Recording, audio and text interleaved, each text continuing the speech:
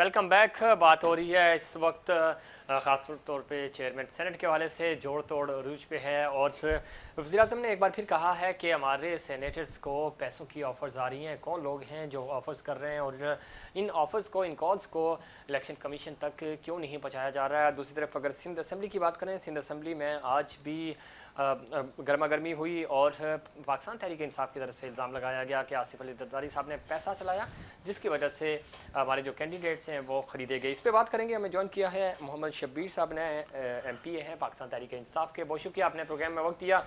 आज के इजलास के हवाले से अगर हम बात करें, आप इल्ज़ामात लगा रहे हैं, अगर आपके पास सबूत हैं तो आप इलेक्शन कमीशन में, अदालत में क्यों नहीं जा रहे? सेनेट के जो चेयरमैन के इलेक्शन होने के बाद अपनी लीगल कमेटी को कहा हुआ है जी, हमने तमाम वकीलों को मशवरा करके हम इलेक्शन कमीशन में मिलेंगे। धमाका नहीं जाएंगे, उससे जो राय नहीं। लेकिन उसका तो सही मालूम है। जब वज़ीर-ए-आज़म साहब ने भी आज कहा है कि हॉर्स ट्रेडिंग हो रही है, आप भी ये कह रहे हैं सिंध में, तो जहां जहां पे हो रही है आप इसको फाइल करें और आप ये केस लड़ें, लेकिन असेंबली फ्लोर पे या वैसे वो करना। और दूसरी तरफ जहां आप जीत गए वो इलेक्शन आपको फेयर लगते हैं, जहां पे आप हार रहे हैं, इस्लामाबाद की एक ही सीट पे आपको 174 वोट मिलते हैं तो बिल्कुल सही है, उसी सीट पे जब आपको 164 वोट मिलते हैं तो आप कहते हैं हॉर्स ट्रेडिंग है। तो ये कैसे मुमकिन हो सकता है? सामने की बात है जो वीडियो आई नहीं, आपकी मीडिया ने किसी और ने मिली, वो आप देखिए कि पीके के MPA या MLA से दूसरी जमातों में रब्ता किया, लेकिन पीके ने किसी गैर जो PPM या दूसरी सियासी जमातों किसी MPA MLA की कोई ऐसी वो स्टोरी नहीं आई जो हकाइक है। तो ये हकाइक तो आपके सामने है ना। तो लेकिन हकायक तो ये भी सामने है ना, जो 16 लोग आपके बिके हैं, जिनके नाम वज़ीर-ए-आज़म साहब को भी पता है, जिनके नाम आपको भी पता है, हमें भी पता है, और उनके खिलाफ आप कार्रवाई करने के बजाय आपने उनको NRO दे दिया, चूंकि आपको वोट ऑफ कॉन्फिडेंस चाहिए था। आप इस बात सुने, PTI पर ऐसा कोई एलिगेशन नहीं है कि PTI ने किसी के MPA MLA से रब्ता किया या जोड़ तोड़ किए। हमने अपनी जो ताकत है उसके जरिए इलेक्शन लड़ा। हाँ, ये तो गद्दारी और PTI को जो तोड़ा है वो कहते खून मारने के लिए अपने पैसे लेके निकला हुआ है और अल्लाह का शुक्र है कि उन्हें आगे बढ़। ठीक है, शब्बीर साहब लाइन पर रहिएगा। हमारे साथ स्टूडियो में कादिर खान मंदोखेल हैं, सीनियर रहनुमा हैं पाकिस्तान पीपल्स पार्टी से, और मिर्ज़ा आलम बेग साहब सीनियर तजियाकार मौजूद हैं, उनका पॉइंट ऑफ व्यू भी शामिल करते हैं। बेग साहब, अपने गुफ्तगू सुनी, ये लॉजिक अभी तक समझ नहीं आ रहा। 174 बिल्कुल सही है, 164 बिल्कुल गलत हैं, चूँकि वहाँ से 10 वोट आपके कम हो गए। कैसे जस्टिफाई करेंगे? और फिर कुछ सबूत हैं तो अदालत में जाएं, कमीशन में जाएं, बेहतरीन तरीका ये है। तो ये समझ नहीं आ रहा, वही एक बंदा जो है वो एक तरफ वोट दे रहा है पाकिस्तान तहरीक इंसाफ को, एक तरफ वो नफ़ी कर रहा है पाकिस्तान तहरीक इंसाफ की। देखें, जब तक ये दोहरा म्यार नहीं ख़त्म किया जाएगा उस वक्त तक ये सवाल उठते रहेंगे। अगर हम एक बात मान लें कि खान साहब जिस तरह कह रहे हैं कि जनाब उनके लोगों को ख़रीदा गया और उनको पैसे की ऑफ़र की गई, तो सबसे पहले वो तमाम इदारे जो इस कामों की रोकथाम के लिए मुकर्रर किए हुए थे, जिसकी ज़िंदा मिसाल ये है कि खान साहब की टीम के जितने भी मेम्बरान थे, पार्लियामेंटेरियन थे, उसको एक एक पे सिक्योरिटी चेक रखा गया था। इवन कि आपने मीडिया पे देखा 2 मेम्बरान के हवाले से यहाँ तक बात हुई कि जनाब उनको ले आके कंटेनर में बंद किया गया, जबकि उनको जहाँ रखा गया था वो सबको पता है। ठीक है, तो ऐसे जब आप इतने चेक एंड बैलेंस में अपने मेम्बरान को रखे हुए थे, उसके बावजूद जिन लोगों ने उनसे रब्ता किया, तो इसका मतलब है आपको तमाम इदारे बेकार हो गए, नहाए लोग। सबसे बड़ी बात कि आपने ऐसे लोगों को चुना क्यों, क्योंकि कीमत लगना शुरू हो गई। ये भी आपकी ऊपर एक सवाल निशान आता है। फिर आपके ही एक मिनिस्टर ने कहा कि जनाब जो 174 178 लोग आए थे असेंबली के अंदर, एतमाद का वोट दिया, उनमें से किसी एक में ये जुर्रत नहीं थी कि वो खान साहब के सामने खड़े होकर और ये बात कह सके कि जनाब हम तुम्हें वोट नहीं देंगे। तो इसका मतलब है आप माइट इज राइट की पॉलिसी पे काम कर रहे हैं। रात को तो मिन्नतें कर और रात को आप मिन्नतें करते हैं, रात को उनको कहते हैं जनाब दरवाजे खड़का के आप पूछ रहे थे कि तुम अपनी जगह पे मौजूद हो या नहीं हो। तो जिस खौफ में हुकूमत कर रहे हैं, देखिए अभी इससे पहले हमारे चीमा साहब बात कर रहे थे, मैं ये बात करता हूँ कि देखें ठीक है, खान साहब की हुकूमत बैसाखी के ऊपर है, वो एक अपनी जगह, लेकिन दर हकीकत खान साहब की पॉलिसीज ने उनको मरवाया है। ठीक है, इसलिए मरवाया कि ना वो आवाम का दिल जीत सके और ना अपने पार्लियामेंटेरियन को मुतमईन कर सके। एक चीज बेग साहब, 17 लोग जो गए, उन 17 को PTI ने NRO दे दिया है, उनको माफ़ भी कर दिया, उनकी माफ़ी तलाफ़ी भी कबूल हो गई। कराची से जो 4 MNA थे, जो वीडियोस में भी हमने देखे, उन्होंने मान लिया गलती हो गई, वज़ीर-ए-आज़म साहब के पास चले गए। तो ये फिर किस तरह का इंसाफ है? ये देखें, नज़रिया ज़रूरत है ना कि अगर मेरे साथ कोई कर रहा है और मीठा मीठा दे रहा है तो वो बहुत अच्छा, और जिसने कड़वा दिया वो तू हो गया। अगर आप जब तक मैंने कहा ना दोहरे म्यार से बाहर नहीं आएंगे, ये अभी 16-17 लोग उनकी जरूरत है, अगर इनके खिलाफ कोई एक्शन हुआ भी ना तो सेनेट के चेयरमैन के इलेक्शन के बाद होगा। ठीक। कादिर खान मंदोखेल साहब, किस तरह देखते हैं इस पूरे अमल को? बड़ा पेचीदा अमल है, इलेक्शंस में पैसा चलता है, सेनेट इलेक्शन में ख़ास तौर पे चलता है, और हम इन चीज़ों से अभी तक बाहर नहीं आ रहे। इल्ज़ाम आप पे भी लगते हैं, उन पे भी लगते हैं, आप ख़रीदने वाले हैं, वो ख़रीदे जा रहे हैं, और रिश्वत देना रिश्वत लेना दोनों मतलब हराम है। तो कैसे मुमकिन होगा कि हम साफ शफाफ सिस्टम की तरफ आएँ? पाकिस्तान तहरीक इंसाफ पे इसलिए ज़्यादा सवाल उठते हैं कि उन्होंने तो दावा किया था कि हम शफाफियत लेके आएंगे। देखिए ज़फ़ीर साहब, मैं वकील हूँ, दलाइल से बात करूँगा। ठीक है। हेलो खान जी साहब जी, ने आप सुनिएगा, आपकी तरफ भी आ रहे हैं शबीर साहब। खान साहब ने ये कहा था कि बलूचिस्तान में 50 से 70 करोड़ चल रहा रेट। सही, ठीक है, बिल्कुल कहा था। और फिर बलूचिस्तान में जो अब्दुल कादर को टिकट दिया गया है, ठीक है, पीटीआई ने, और जो पीटीआई की मकामी क़यादत खड़ी हो गई, इसने बोला भाई ये कौन है, बंदा हम जानते नहीं है। सही। तो फवाद चौधरी साहब ने कहा कि एक दिन पहले इसने शमूलियत की है। चलो अच्छा। एक दिन पहले, 1 घंटा पहले कर दिया। ठीक है। उसके बाद जब प्रेशर आ गया पीटीआई बलूचिस्तान से, तो खान साहब ने उसको टिकट वापस ले लिया। अच्छा। जब टिकट वापस लिए तो अपनी बगल पार्टी जो है, बाप पार्टी है, उसे टिकट दिलवाए। सही। फिर खान साहब ने ज़हूर आगा को टिकट दिए, पीटीआई का पुराना ठीक है। कारकुन है।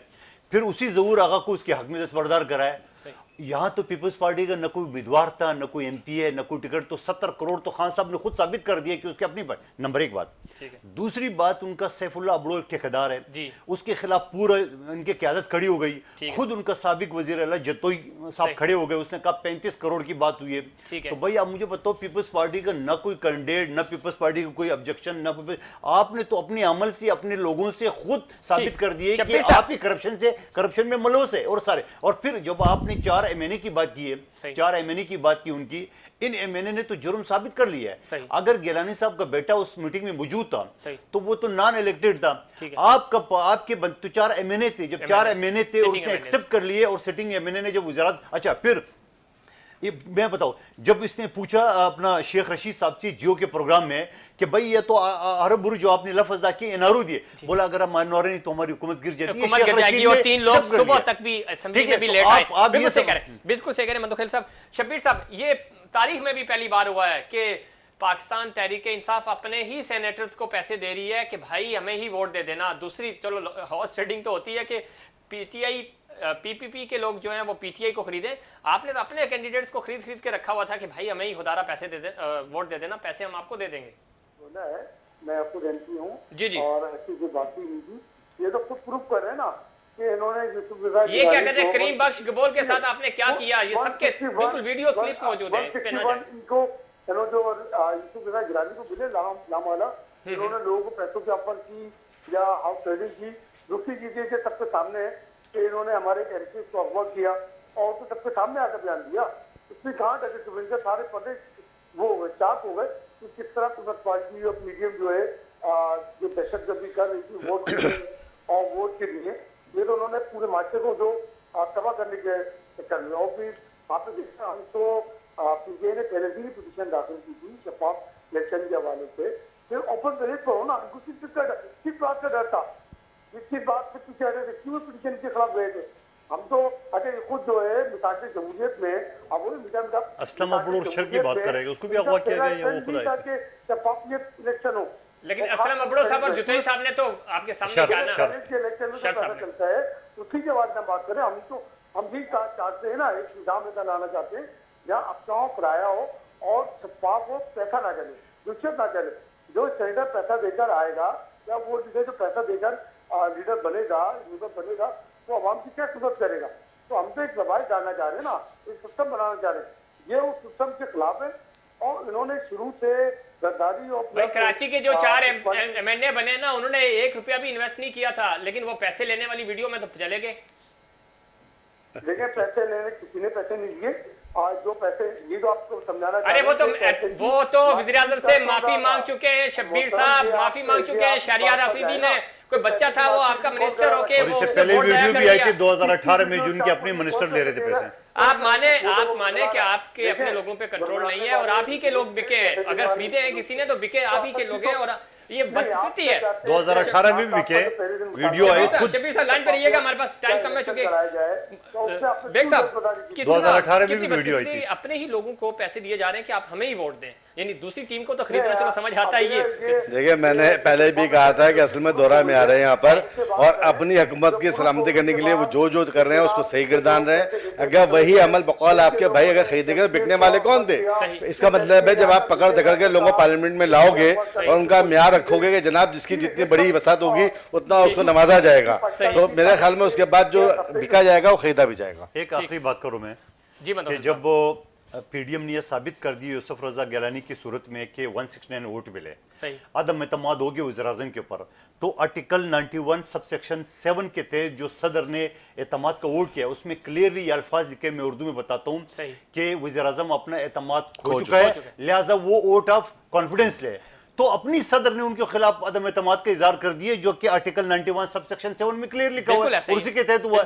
और फिर इन्हीं कबूतरों को जो आपने इकट्ठे करके सारी रात यरगमाल बना के रखा, आपने टेलीफोन के जरिए उसको प्रेशराइज किया, सुबह आपने एक तरफा यानी अकेले आदमी ने दौड़ में नंबर 1 आ गए और वो भी 178 पूरे नहीं किए।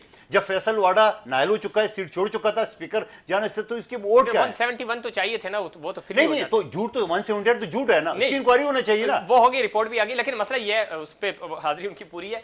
मसला ये नहीं है, मसला ये है कि आपको 2.5 साल के अंदर ही वोट ऑफ कॉन्फिडेंस लेना पड़ा। यही सबसे बड़ा सवालिया निशाना है और उसकी वजह ये बनी कि आपने चूंकि परफॉर्मेंस पे तवज्जो नहीं दी, आपने फोकस नहीं किया इस पे। आखिरी शब्बीर साहब, आखिरी पॉइंट, आपको लगता है कि चेयरमैन आप ले आएंगे अपना?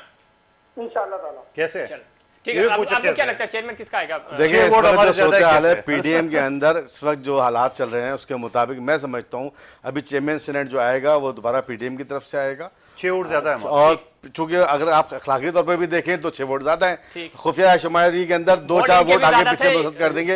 मैं उस तरह आ रहा हूँ ना कि 6 में से 2-4 मुस्तरद कर दी जाएंगे अगर खुफिया शुमारी हुई, और 1-2 इधर उधर होना बड़ी बात नहीं है। तो उस वक्त ये सूरत मुख्तलिफ हो सकती है। और इस वक्त पीडीएम खुद आजमाइश से देखें, इस वक्त पीडीएम के साथ सबसे बड़ा मसला क्या चल रहा है कि उनका जो डिप्टी सेनेटर की जो पीडीएम से आएगा चेयरमैन पीडीएम का। आप मैं ये कहूंगा कि हमारे वाज़ेह तौर पे 6 वोट ज्यादा है।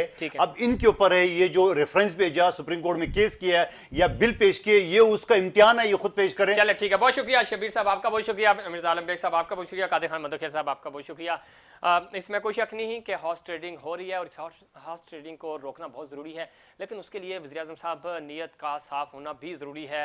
2.5 साल आपके पास थे, आप पहले साल में ही रिफॉर्म्स कर देते और फिर तमाम लोग आपकी तरफ और पूरी कौम आपकी तरफ देखती है कि वाकई आपने इंसाफ के लिए और सही मानों में रिफॉर्म्स के लिए बात की। अब भी वक्त है, आप अपनी परफॉर्मेंस सही करें, गवर्नेंस को बेहतर करेंगे, फैसले अच्छे करेंगे, अवामी फैसले करें और पार्लियामेंट का नहीं अवाम का एतमाद हासिल करें ताकि आपकी परफॉर्मेंस बेहतर हो, फिर अवाम भी आपको वोट दें। नाज़रीन, ये था हमारा आज का प्रोग्राम। उम्मीद करता हूँ दीगर प्रोग्राम्स की तरह आज का प्रोग्राम भी आपको पसंद आया होगा। मुझे और इनसाइड पाकिस्तान की पूरी टीम को दीजिए इजाज़त। अल्लाह निगहबान।